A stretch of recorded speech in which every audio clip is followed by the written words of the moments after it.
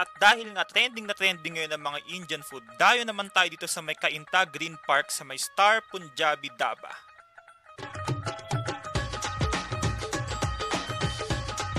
Meron lang naman silang 3 branch, sa Cainta, sa Pasig, at sa Angono.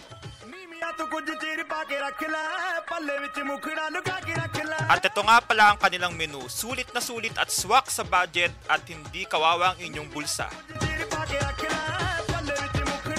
At syempre, pagpasok nyo pa lang ay amoy na yung mga spices. Kaya hindi na nga ako nakapagpigil at umorder na ako ng aking makakain. Meron din pala silang set na good for 4 to 5 persons sa presyong 599 lang. Kita nyo naman guys, gaano yan karami at kasyang-kasya sa amin. At sa halagang 50 pesos lamang ay meron ka ng lassi na plain. At sa halagang 85 pesos naman ay meron ka ng strawberry flavored na lassi na pampatanggal anghang.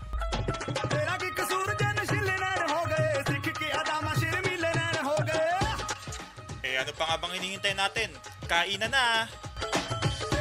At bago matapos ang food venture na ito, in-interview ko naman ang owner ng Star Punjabi Dhaba.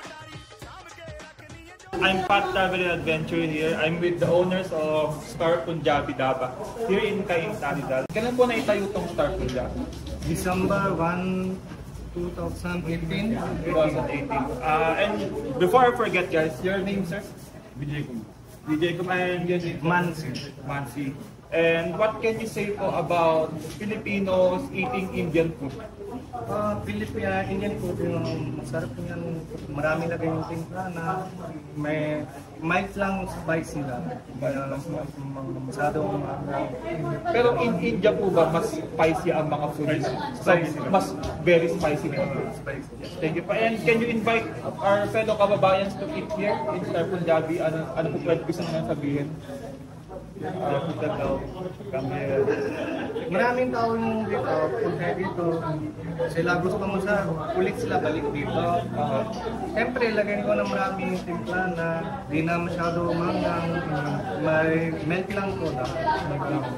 And another question po, last question.